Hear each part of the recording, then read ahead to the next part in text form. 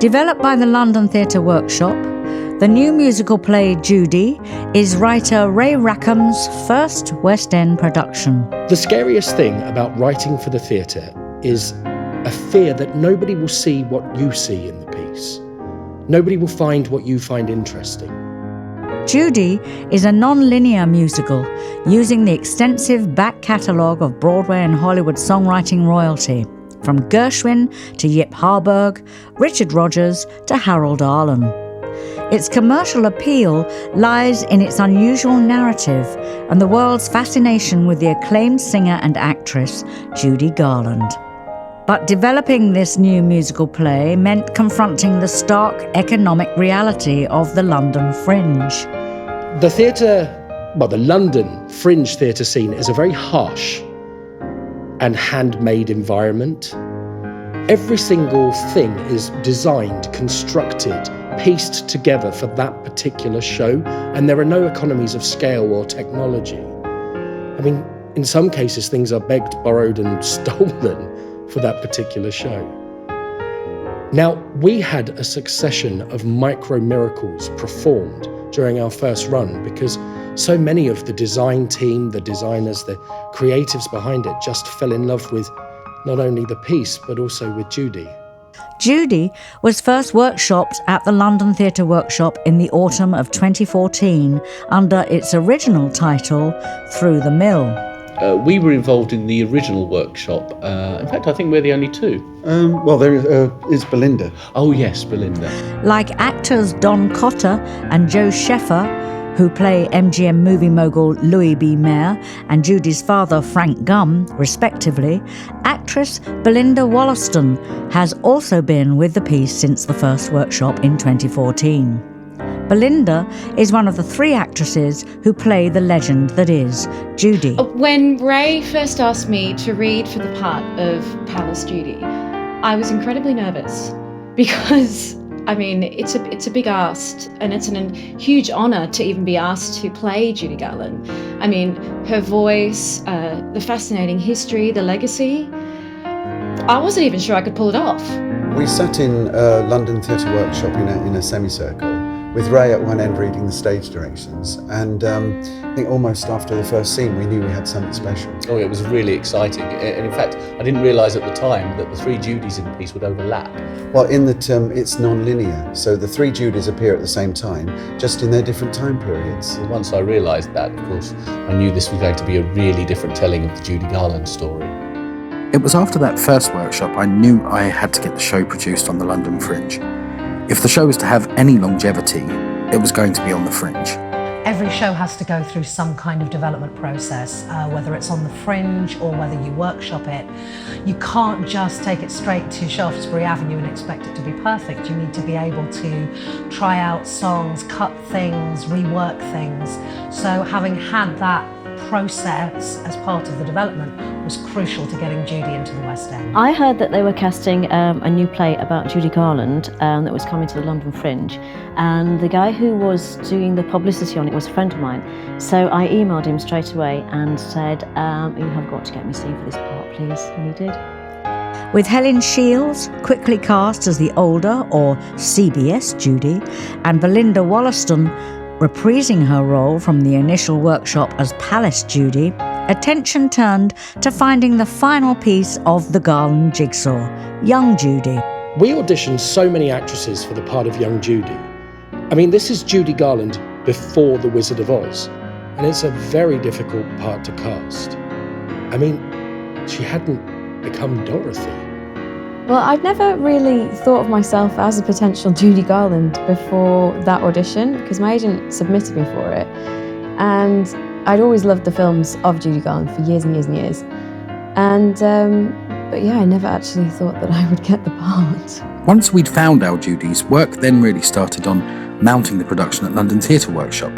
Having our own theatre space to hone and to concentrate the piece was entirely liberating.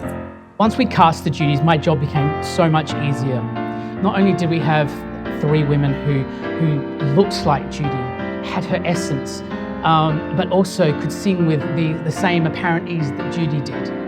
I remember the first day of a meeting with Ray when I suggested that we should start the play musically with a big, bold sound, just like the girls would eventually sing.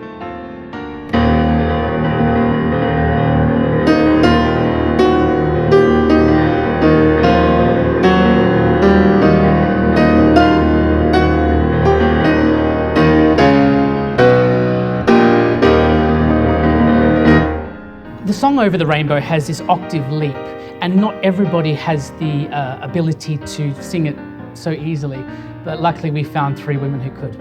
After a successful run at the London Theatre Workshop in 2015, the show, still titled Through the Mill, was quickly picked up as a highlight of the 2016 summer season at the highly respected Southwark Playhouse. The whole journey throughout the 2 productions, both at London Theatre Workshop and at the Southwark Playhouse, was about gathering information. It was about processing that information. It was about listening to what the audiences had to say. It was about listening to our own instincts and our own judgments. And then asking the ultimate question, where do we now take this show?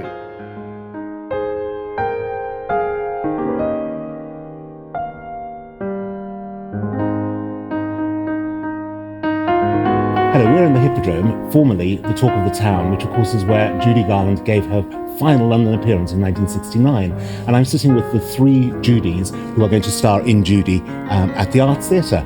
So guys, welcome.